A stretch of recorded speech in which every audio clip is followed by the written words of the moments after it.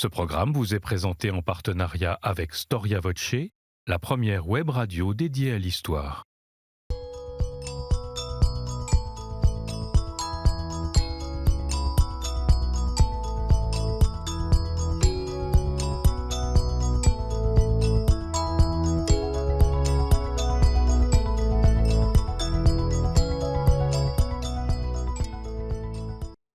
Chers auditeurs, chers téléspectateurs, bonjour à toutes et à tous et bienvenue sur le plateau de votre émission Au risque de l'histoire. À la fin du XIXe siècle, la Troisième République est prise dans une forme de paradoxe, voire de contradiction. D'un côté, elle ne cache pas son combat anti-religieux, elle lutte ainsi ouvertement et même parfois violemment contre l'influence de l'Église dans la société, et de l'autre, elle affirme pourtant que l'anticléricalisme n'est pas un produit d'exportation.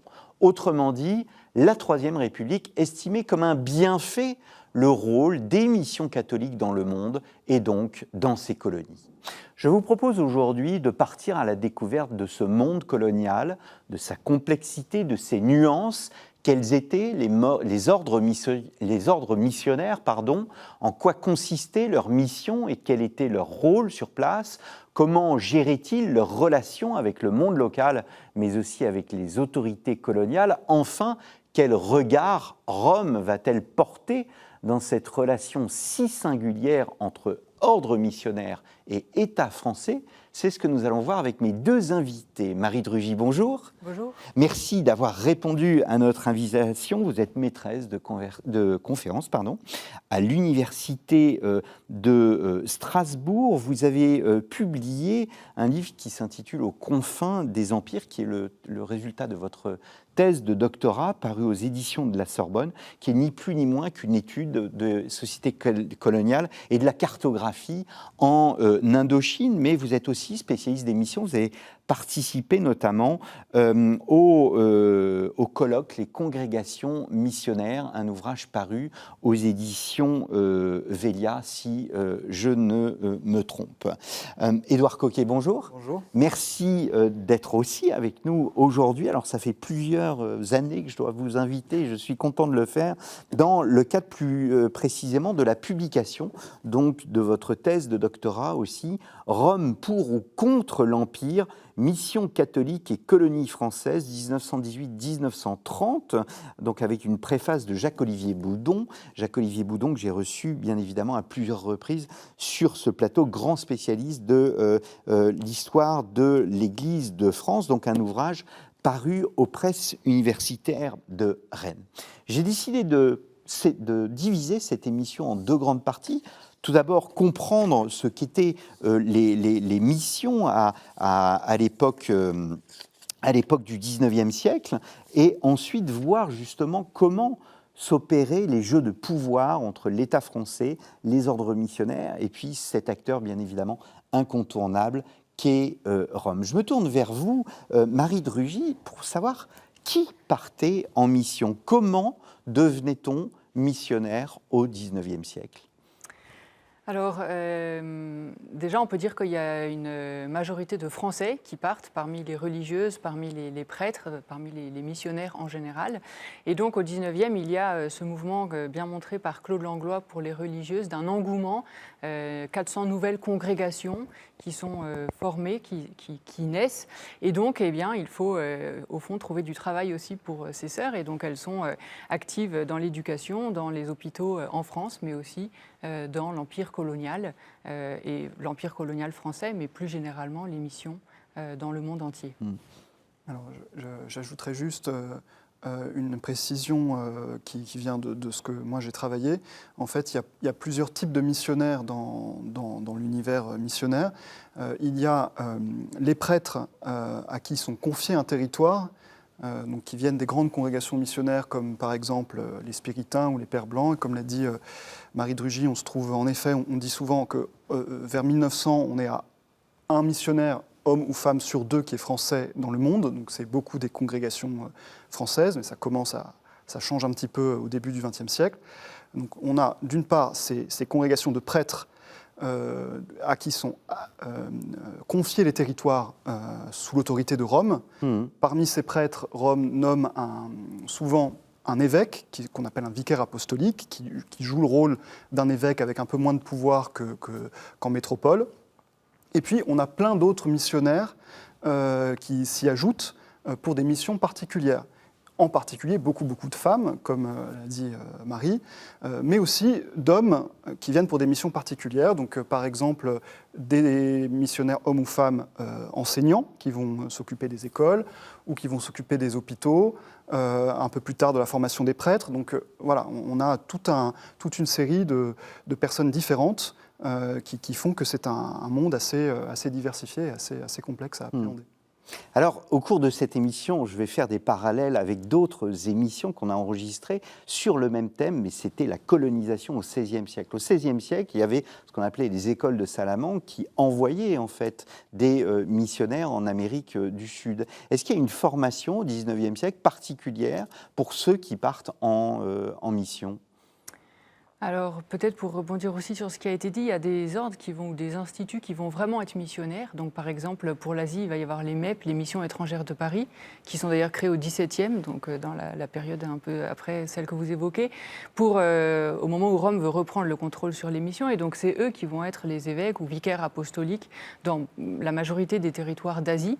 Donc eux, ils ont une formation dans leur séminaire qui est en France, à Paris, dédiée aux missions en quelque sorte.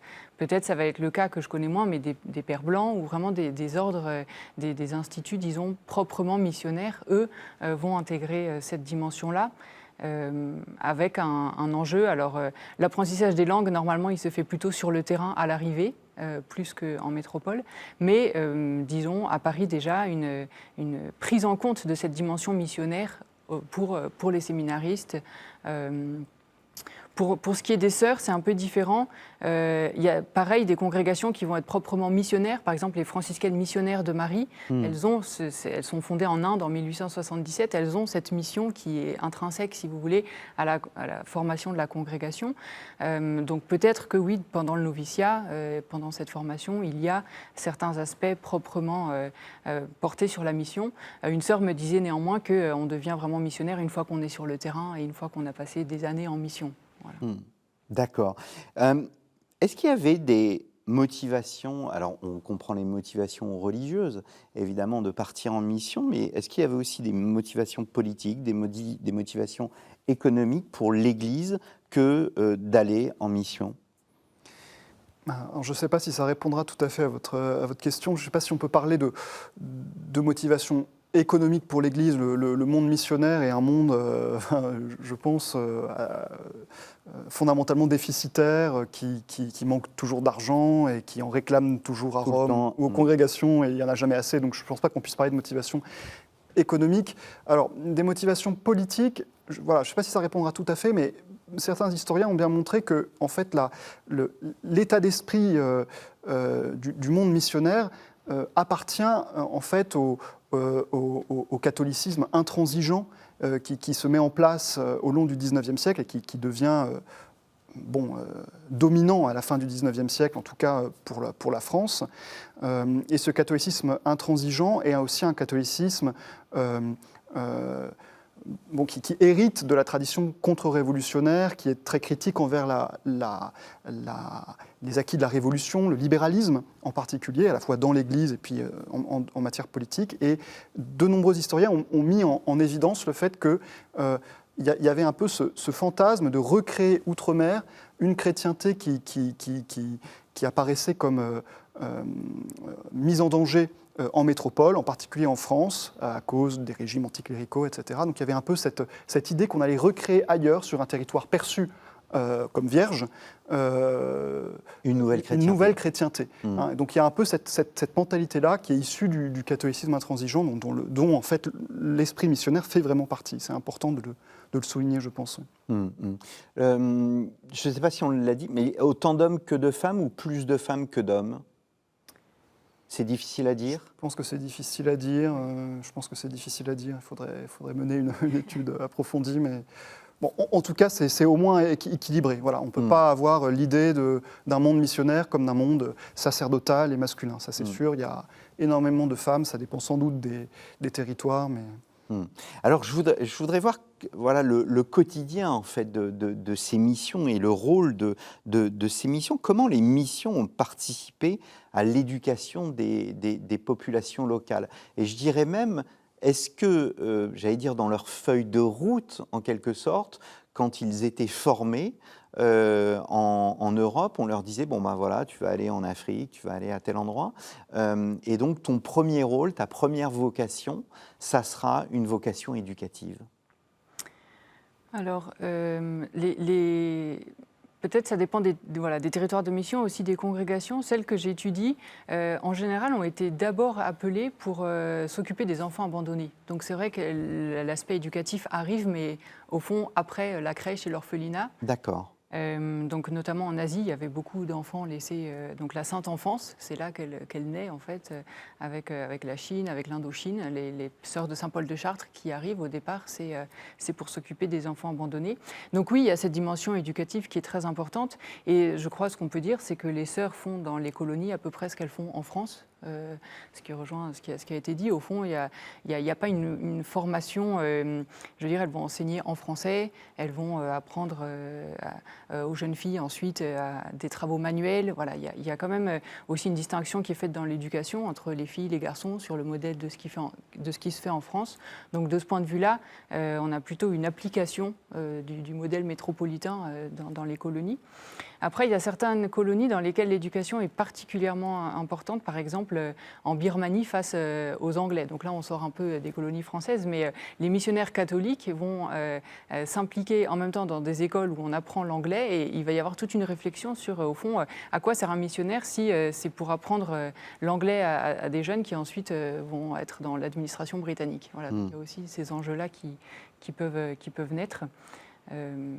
Mais on crée des écoles, donc on souhaite alphabétiser, on souhaite voilà, transmettre une culture qui est avant tout une culture occidentale. Oui, c'est ça. Donc on a montré qu'au fond, les missionnaires participaient de ce qu'on a appelé la mission civilisatrice. Donc l'idée que les populations arriérées, puisque c'était comme ça qu'on les appelait, devaient bénéficier d'un enseignement, voilà, d'apprendre les rudiments de l'éducation. Alors toujours cette idée qui était partagée d'abord par l'administration coloniale, mais au fond aussi par les missionnaires, de former des populations qui puissent être des auxiliaires dans la colonisation. Donc l'enjeu, ce n'était pas forcément de les amener à l'université, c'était de donner les savoirs essentiels pour qu'ensuite voilà, ces personnes puissent devenir interprètes, devenir clercs dans l'administration française, etc. Aussi faire découvrir la littérature à partir d'un certain niveau. Mais pour les sœurs, en tout cas, ce qu'on voit plutôt, c'est former des jeunes orphelines à être des bonnes mères ou éventuellement à devenir des religieuses. Donc c'était leur apprendre le français, les mathématiques, les rudiments, et puis ensuite leur apprendre à être. Voilà. Édouard Coquet. Oui, donc j'ajouterais juste qu'en fait l'éducation que donnent les missionnaires dans les territoires coloniaux est vraiment à géométrie variable. Ce qu'on trouve beaucoup, c'est des écoles de mission ou des écoles qu'on peut appeler en Afrique de brousse, qui sont en fait des cours vraiment rudimentaires, souvent de français, mais en fait surtout de catéchisme. En fait, c'est ça l'objectif principal, c'est de donner une instruction chrétienne. Donc, ils sont donnés par les missionnaires, ou la plupart du temps, parce qu'en fait, il n'y a pas assez de missionnaires, par des gens qu'on appelle des catéchistes, qui sont formés pour ça, dans la mission, dans les villages. Et on ne trouve que très peu d'établissements scolaires sur le modèle européen, et encore c'est sans doute un peu ambitieux de parler de modèle européen, de vraies écoles primaires, voire secondaires, ça c'est dans les villes, surtout en Asie, avec un peu de retard en Afrique, ça commence très, très tardivement. Donc c'est vraiment une éducation à géométrie variable, c'est une éducation qui est très liée à l'instruction chrétienne et aussi à l'idée de former des cadres autochtones pour la mission. D'abord, de former des catéchistes, qui sont vraiment un relais essentiel pour les missionnaires, et, in fine, mais surtout au XXe siècle, de former des prêtres. Donc ce réseau scolaire il est aussi formé avec l'idée de pouvoir déboucher sur le séminaire. Un peu comme on trouve en fait en France jusqu'au XIXe siècle, où le réseau scolaire catholique est intimement lié aussi au réseau des petits séminaires, etc. L'éducation, à ce titre, joue vraiment un rôle très important dans l'entreprise missionnaire, parce qu'il y a l'idée qu'en formant des enfants, on va former des générations chrétiennes futures. D'où pourrait sortir, c'est un objectif qui reste théorique jusqu'au XXe siècle, mais d'où pourraient sortir des prêtres. Voilà.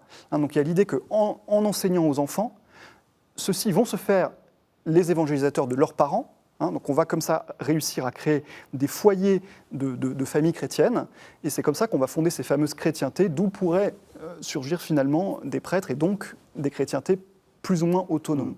Donc vraiment, l'enseignement a un rôle fondamental dans les missions. Ça fait vraiment partie de leur stratégie. Alors, laissons de côté l'éducation, l'alphabétisation, le catéchisme, même si on pourra y revenir. Le deuxième aspect, c'est le développement des infrastructures de santé. Tout à fait. Alors, là aussi, c'est assez primordial. Si on regarde, par exemple, les sœurs de Saint-Paul de Chartres en Indochine, elles ont été appelées par l'administration coloniale, d'abord pour, la Sainte-Enfance, on en a parlé, mais ensuite pour les hôpitaux, et notamment pour le soin des soldats français, mais aussi des supplétifs qui progressivement les rejoignent au moment de la conquête coloniale. Et donc, on voit le développement de la congrégation, ou des hôpitaux, en tout cas, donc au début des hôpitaux de campagne, qui suit le mouvement de la colonisation. Donc d'abord dans les années 1860 en Cochinchine, au sud, et puis ensuite dans les années 1880 au nord. Et donc c'est une congrégation qui va en fait fournir tout un personnel infirmier et qui va être utilisé ensuite dans beaucoup d'autres infrastructures, donc ce qu'on va appeler des hôpitaux indigènes, donc cette fois-ci vraiment pour la population vietnamienne ou cambodgienne, et puis également des léproseries, des dispensaires, etc. Donc tout un réseau avec justement une hiérarchie.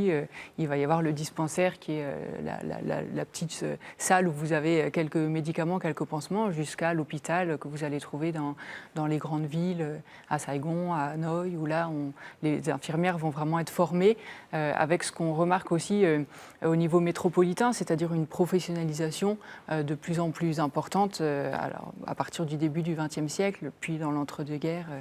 Avec des diplômes qui vont devenir obligatoires également dans les colonies, avec les filles de la charité par exemple qui vont participer à la formation d'infirmières vietnamiennes dans l'école de la Croix-Rouge qui est mise en place à Saigon pour justement former les infirmières à partir des années 1930.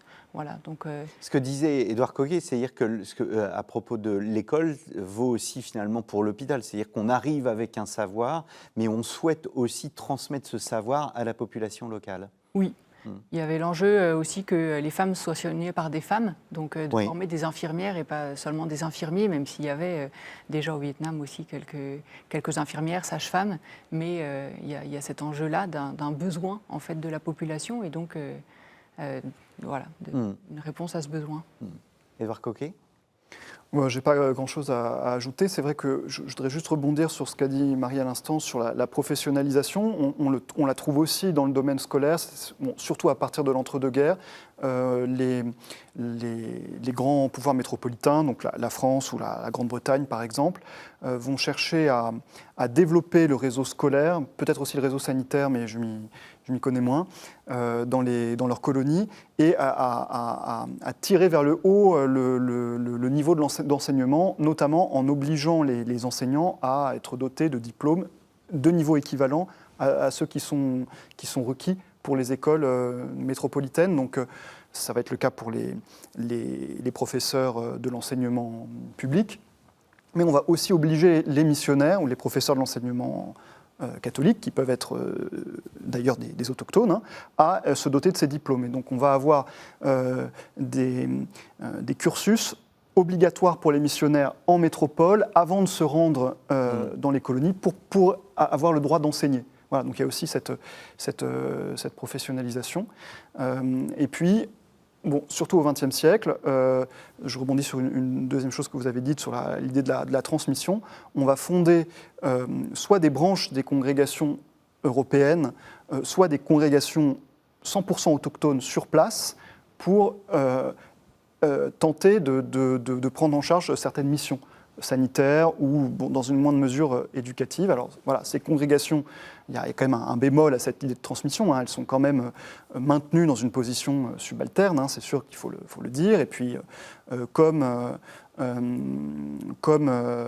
on peut le dire de manière générale pour l'œuvre éducative dans les territoires coloniaux, il y a cette contradiction qui fonde un petit peu cette entreprise coloniale entre la revendication d'une formation des populations locales un peu sur modèle européen, mais ça reste un objectif souvent inaccessible, et leur maintien dans une position subalterne en disant en fait vous n'avez pas besoin de tous ces savoirs puisque ça ne correspond pas à la société locale, donc on va adapter l'enseignement à ce dont vous avez réellement besoin, ce qui les maintient dans une forme de subordination. Bon, cette contradiction-là, qui fonde l'entreprise coloniale, elle se retrouve aussi tout à fait dans l'enseignement missionnaire, hein, et dans l'appréhension des choses par les missionnaires. Tout à l'heure, on parlait d'économie, du fait que ces missions avaient besoin d'argent parce qu'elles vivaient en déficit. Il y avait un avantage aussi pour l'État français, c'est que ce personnel n'était pas payé par l'État français. Alors, ou c'est plus compliqué que cela? Oui.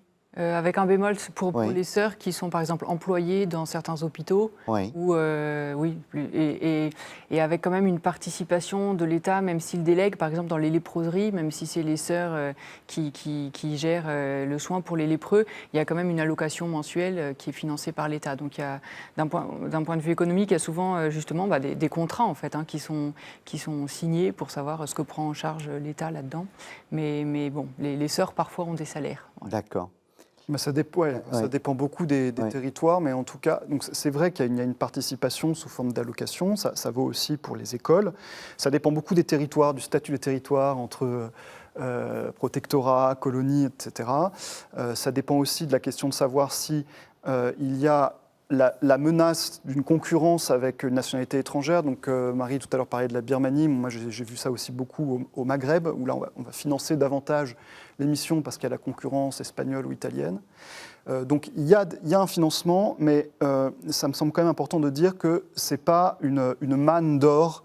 Les missions ne reçoivent pas, à part quelques exceptions, essentiellement au Maghreb, de subventions très généreuses de l'État français.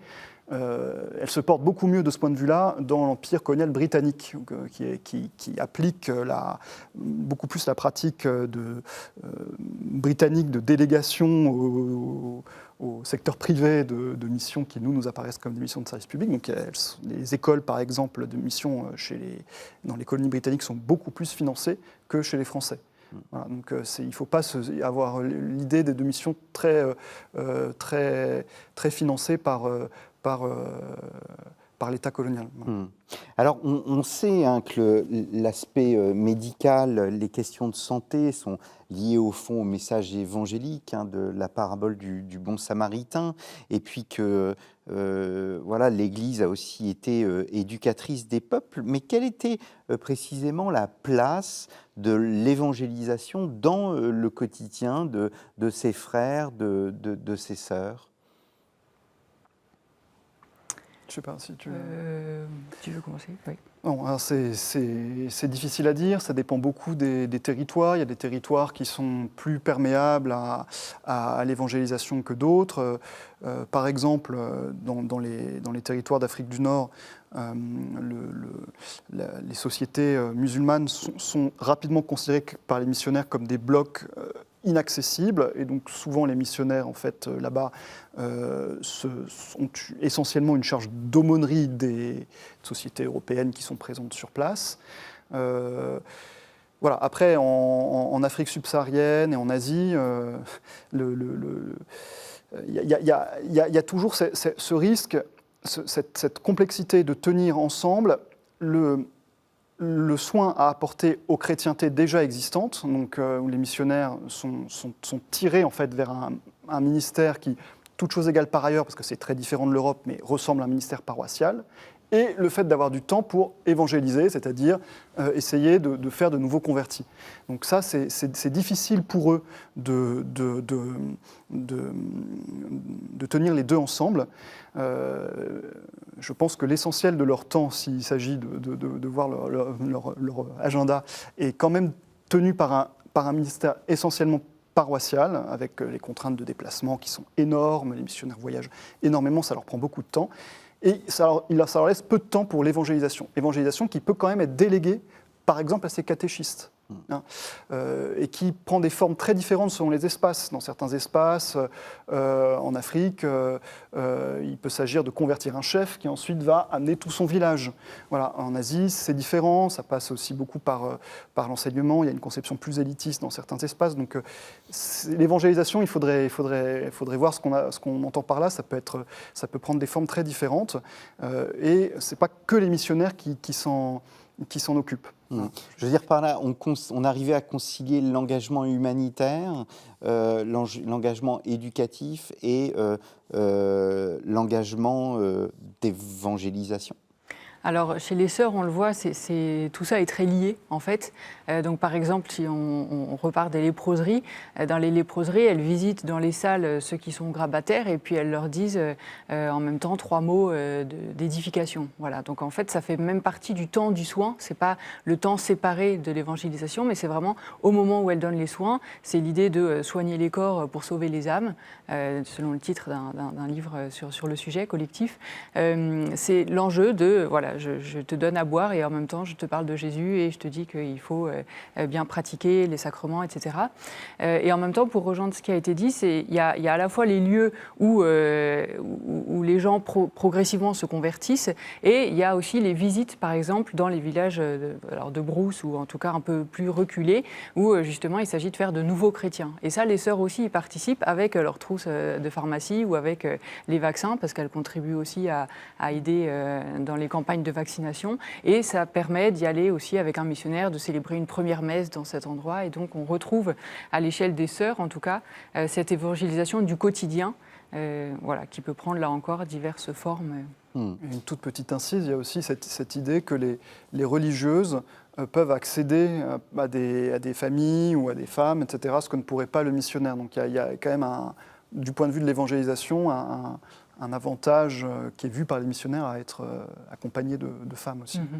Alors on a montré dans l'émission avec Serge Gruzinski et Carmen Bernand sur le XVIe siècle que oui, il y a un choc culturel entre les deux mondes, c'est évident, mais qu'en même temps, par exemple, la perception de la religion inca permettait d'avoir des passerelles avec la religion chrétienne. Est-ce qu'on assiste à la même chose au XIXe siècle? Est-ce qu'il y a un choc culturel? Est-ce que les missionnaires prennent en compte cette culture tout en apportant la culture occidentale, la culture européenne? Est-ce qu'ils prennent en compte la culture locale? Alors si je commence, on pourrait dire quand même globalement plutôt non pour le 19e. Même si après ça dépend des endroits, mais si on prend l'exemple des MEP, par exemple, il a été montré qu'au cours du XVIIe, XVIIIe, ils étaient au fond beaucoup plus poreux, ou en tout cas ils se sont vêtus comme les populations locales, ils ont plus essayé au fond ce qu'on a appelé après l'inculturation, alors qu'au XIXe et surtout encore au XXe, on voit plutôt au fond cette hiérarchie raciale, coloniale qui en fait, dont les missionnaires ne sont pas exempts. Voilà. Et donc on voit bien à quel point ça déteint.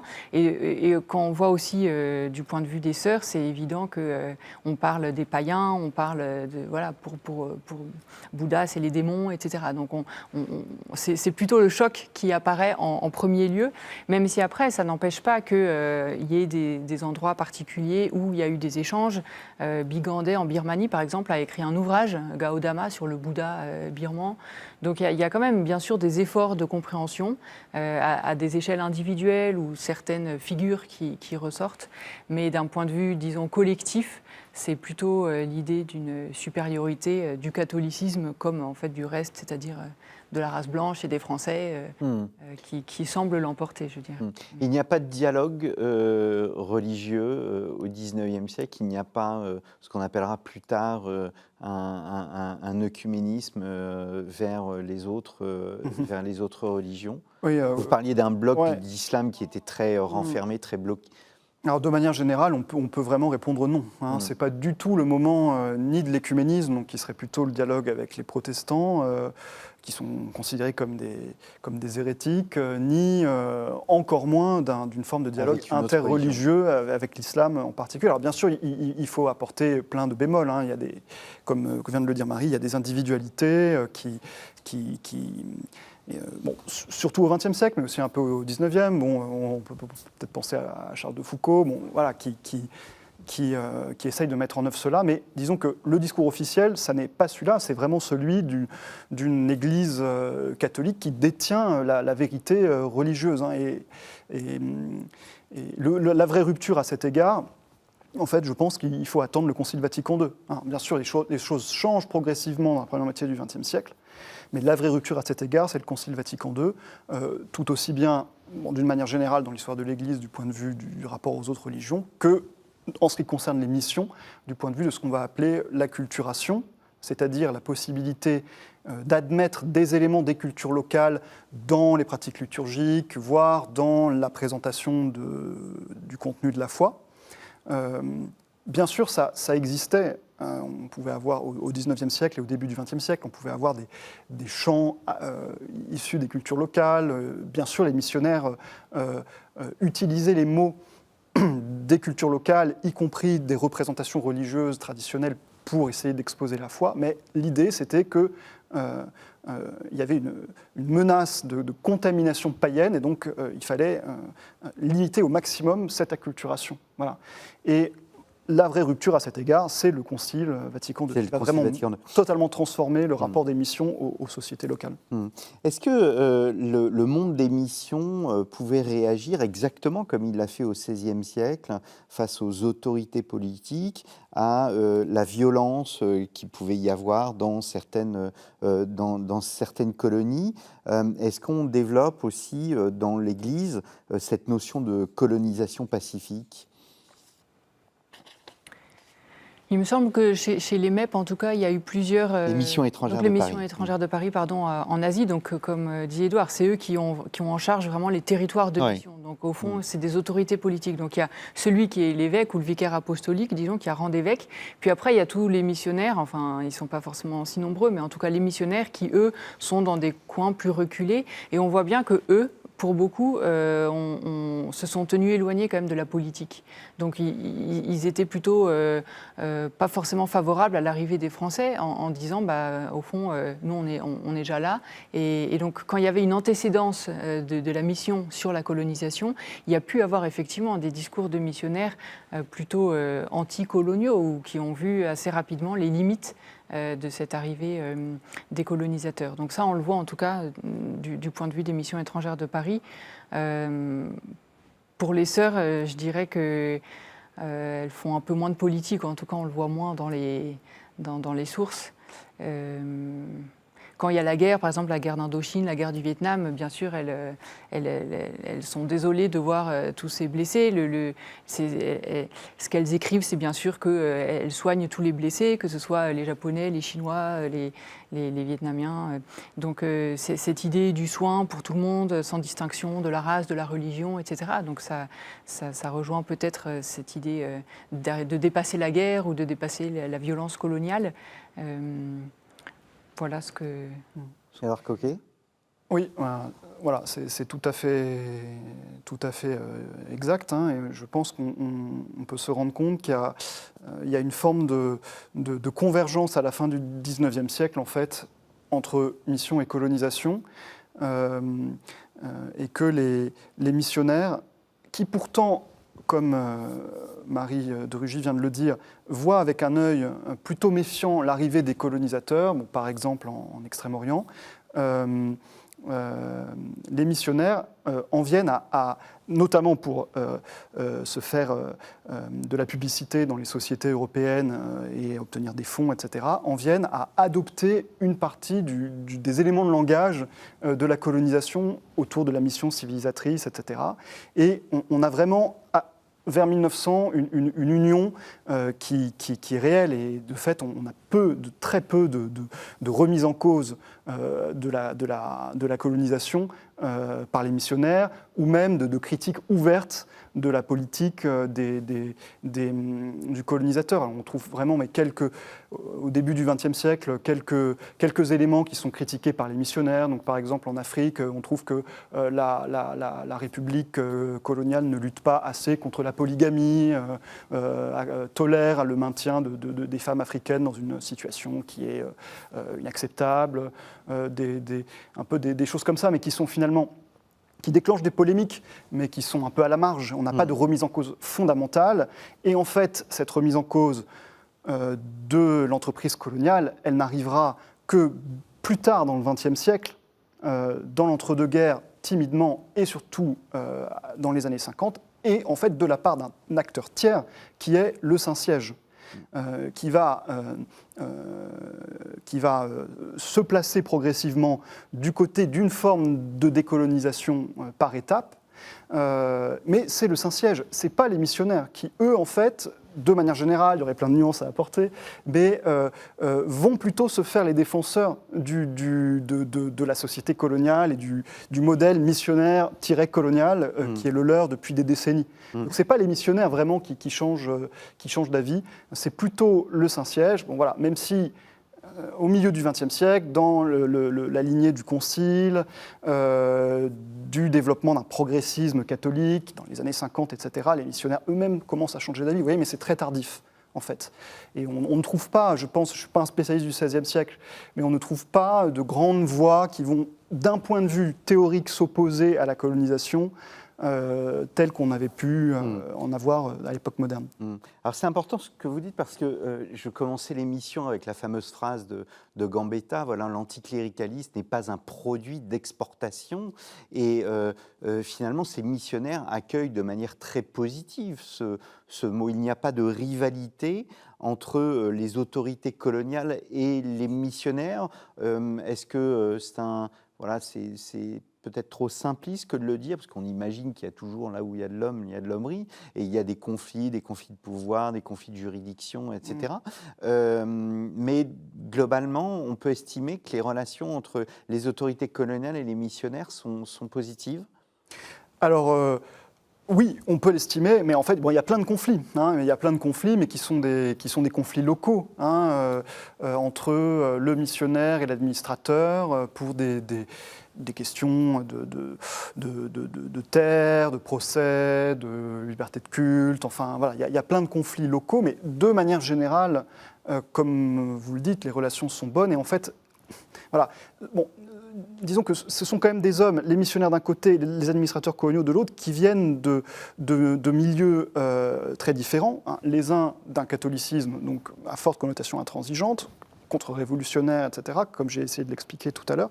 Et les autres, les administrateurs coloniaux, sont quand même plutôt héritiers de la culture anticléricale, etc. Donc c'est vraiment pas la même appréhension. Donc il y a plein de frictions, mais il y a une chose tout de même, et il faut vraiment y insister, qui les relie, c'est d'appartenir à la société coloniale, d'appartenir à ce petit groupe, parfois vraiment tout petit groupe d'Européens présents au milieu de très vastes territoires. Et donc, à ce titre, ils jouent dans le même camp. Et donc, on voit bien que vers 1900, comme je le disais juste à l'instant, voilà, ils surmontent leur divergence, qui reste jusqu'à la fin réelle, sur la conception de ce que c'est que la civilisation, sur la place de la religion. Bon, ils ne sont pas d'accord là-dessus, mais ils surmontent ces divergences parce qu'ils font partie de cette société coloniale, et ils convergent sur cette idée de la mission civilisatrice. Marie Drugy, vous voulez ajouter quelque chose ? Peut-être juste un bémol, même si c'est effectivement le cadre général, où en fait en Indochine, on voit justement cette opposition entre, au fond, des gens voilà, de provenance et d'appartenance politique différentes. Et notamment, il y a beaucoup de francs-maçons parmi les administrateurs en Indochine. Et donc là, les frictions, ils sont particulièrement fortes dans une période très resserrée, hein, parce que voilà, c'est sur une dizaine d'années, dans les années 1900, mais où ça a quand même un impact, notamment pour les sœurs qui étaient dans les hôpitaux, donc qui étaient dans les hôpitaux publics salariés de l'État, et les sœurs de Saint-Paul-de-Chartres qui, elles, se font pour beaucoup donc remercier et qui, du coup, essaiment dans d'autres terres de mission, donc par exemple au Laos, mais aussi aux Philippines. Donc ça, c'est peut-être un peu une exception, même s'il y a eu, il y a eu quand même beaucoup de travaux sur ces liens qui restent très forts, mais où dans certains endroits, les frictions ont quand même eu des conséquences. Certains endroits où il y a en effet eu des problèmes très importants. En Madagascar ou l'Afrique du Nord sous certains gouverneurs. Voilà. Mais au moment de la législation laïque en particulier, c'est sûr. Bon, c'est pas tout à fait vrai que l'anticléricalisme n'est pas un article d'exportation, parce que de toute façon, ce sont tous des gens qui viennent de métropole, donc ils importent avec eux, bien entendu, les querelles. Mais disons que ça doit quand même, c'est quand même en grande partie vrai. C'est-à-dire ces querelles sont quand même énormément nuancées par la situation coloniale qui est la leur, et qui fait que les Européens, les Français en l'occurrence, se serrent les coudes. Comme vous l'avez dit, je crois au début, l'État colonial ne peut pas vraiment se passer, en tout cas avant la Première Guerre mondiale, de ce personnel missionnaire qui est pour lui largement gratuit ou en tout cas très peu rémunéré. Donc il y trouve bien sûr son avantage. Il ne peut pas se permettre de... Alors, vous l'aviez un peu effleuré tout à l'heure en parlant du Maghreb et des Français contre l'influence espagnole, etc. Est-ce que, dans quelle mesure la politique internationale, les rivalités impériales, mais aussi les guerres elles-mêmes, et ce que cela suppose, en l'occurrence la Première Guerre, qui est la question des nationalismes, comment cela va influencer la dynamique coloniale et des congrégations missionnaires, mais au-delà, comment ça va amener le Saint-Siège à vouloir intervenir au-delà des nationalismes? Alors, c'est une très vaste question. Alors, c'est vrai que la Première Guerre mondiale, c'est un moment c'est un moment de rupture dans quasiment tous les domaines de l'histoire, aussi dans le domaine missionnaire. C'est un moment où la domination des Français dans le monde missionnaire va commencer sérieusement à décroître. En fait, c'était déjà le cas au moment après la législation laïque des années 1900, qui a commencé de tarir le recrutement des missionnaires en France. C'est encore accéléré avec la Première Guerre mondiale, parce qu'on a aussi beaucoup de missionnaires qui meurent, qui donc ne reviennent pas. Donc ça accélère le déclin des Français au sein du monde missionnaire. C'est aussi un moment de déchaînement nationaliste, comme vous l'avez dit, où les missionnaires, au début du XXe siècle, vont vraiment embrasser la cause française. On le voit en particulier dans certains territoires où ils se trouvent face à d'autres nationalités. Donc là, je pense moins au Maghreb qu'au Togo et au Cameroun. Vous savez, ce sont d'anciennes colonies allemandes qui vont, après la Première Guerre mondiale, passer à la France sous mandat de la Société des Nations, de la SDN. Et donc là, on va avoir l'enjeu du remplacement des missionnaires allemands par des missionnaires français. Évidemment, ça se passe mal. Voilà. Et on voit que les missionnaires sont totalement poreux à ce nationalisme qui oppose les nations et qui oppose les nations au sein même du monde missionnaire. Et c'est un des éléments qui convainquent le Saint-Siège d'essayer de reprendre la main sur ce système missionnaire, parce qu'ils trouvent que les congrégations missionnaires en fait, sont trop liées aux puissances coloniales, en particulier les congrégations et les missionnaires français trop liés à la France. Est-ce qu'on peut parler en quelque sorte d'un avant-gardisme, c'est-à-dire est-ce que le Saint-Siège finalement n'a pas une vision de ce que sera le futur, à savoir la décolonisation et le fait que l'on sorte des logiques nationales et de colonisation, versus une conception française qui, elle, pense la relation avec les missions uniquement à travers le XIXe siècle? Oui, alors c'est en bonne partie vrai. On peut vraiment se rendre compte, ça c'est vraiment le nœud en fait de mon livre, hein, que la France, dans son rapport aux missions, reste vraiment dans un modèle qui est tout à fait hérité de la période précédant la Première Guerre mondiale, enfin le 19e siècle, d'union assez forte. Donc ça c'est vrai. Les missionnaires aussi, hein, dans leur grande majorité. Et le Saint-Siège, donc l'autorité centrale du pape, hein, bon, est-ce qu'on peut dire qu'il y a une forme d'avant-gardisme ? Oui et non. Bon, il ne faut pas non plus trop l'exagérer. Personne dans les années 20, ni même franchement dans les années 30, ne considère vraiment la possibilité d'une décolonisation qui, somme toute, peut être si rapide que ce qu'elle a été. Hein, donc, en revanche, ça sera le cas après-guerre. Voilà, en revanche, après-guerre, là vraiment les choses changent, mais il y a aussi l'influence des États-Unis et de l'URSS, donc les choses sont différentes. Mais dans l'entre-deux-guerres, bon, ils sentent que le vent peut commencer à tourner. Mais peut-être pas de manière aussi claire que ce qu'une vision rétrospective pourrait nous faire penser. Donc il ne faut pas non plus penser qu'ils sont trop avant-gardistes. Et pour le Saint-Siège, il y a aussi, c'est aussi tout simplement une période de centralisation de l'autorité au sein de l'Église catholique au profit du Saint-Siège dans de très nombreux domaines. Hein. Depuis la perte des États pontificaux à la fin du XIXe siècle, le Saint-Siège, qui devient une autorité exclusivement spirituelle, affirme son autorité sur l'Église catholique en général, grâce aussi aux nouveaux moyens de communication. Il y a la publication du premier code de droit canonique en 1917 qui grave vraiment dans le marbre cette centralisation, et ça vaut aussi pour l'organisation missionnaire. Et donc cette reprise en main par le Saint-Siège au lendemain de la Première Guerre mondiale, elle s'inscrit dans ce mouvement qui commence en fait avec Léon XIII. Voilà, Léon XIII commence déjà à centraliser les missions. Il y a vraiment un coup d'accélérateur à cet égard, vous avez raison, après la Première Guerre, où le Saint-Siège essaye de reprendre à son profit une organisation missionnaire qui, en réalité, s'était pour beaucoup développée sans elle. Hein. Les grandes congrégations missionnaires, très liées aux puissances coloniales, avaient beaucoup été à la manœuvre au XIXe siècle dans la constitution de ces grands territoires, le Saint-Siège ayant essentiellement un rôle de confirmation en fait canonique. Hein. Et vraiment, au début du XXe siècle, le Saint-Siège veut reprendre ça en main. Et un de ses arguments, c'est de dire, voilà, les congrégations missionnaires sont trop liées aux puissances coloniales, elles sont trop nationalistes, ce moment de la Première Guerre mondiale nous l'a bien montré. Et c'est pénalisant pour l'annonce du message évangélique. Hein.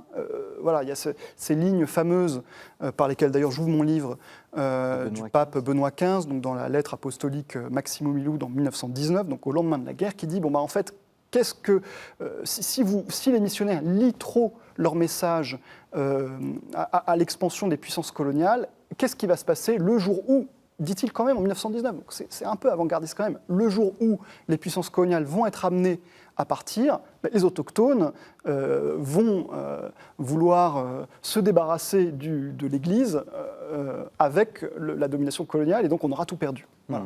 Hein, donc ça, c'est vraiment un élément important qui est utilisé comme justification par le Saint-Siège pour cette reprise en main. Vous vouliez ajouter quelque chose ?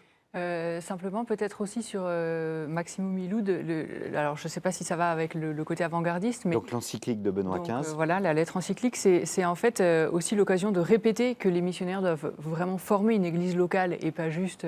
Et ça, en fait, quand on regarde les recommandations au moment de la création des missions étrangères de Paris au XVIIe siècle, c'est déjà ce qui leur est demandé. Donc au fond, on a l'impression qu'en 1919, on répète ce qui a déjà été dit en 1917, mais qui a été oublié avec tout le XIXe siècle et cette nationalisation ou ces nationalismes, disons, qui prennent le pas. Et puis peut-être... à l'autre bout de la chronologie, mais ce qui est aussi très important pour le Saint-Siège, ou en tout cas une prise de conscience, c'est le rôle de la Chine quand même en 1949, au moment de la naissance de la République populaire de Chine, où tous les missionnaires sont mis dehors. C'est quand même une prise de conscience qu'au fond, c'est ce qui est en passe d'arriver à peu près à tous les endroits. Et donc, de ce point de vue-là, pas pour dire que les diplomates français ne l'ont pas vu, mais en tout cas, du point de vue du Saint-Siège, il y a vraiment cette idée par la centralisation romaine qu'avec l'exemple chinois, on voit tout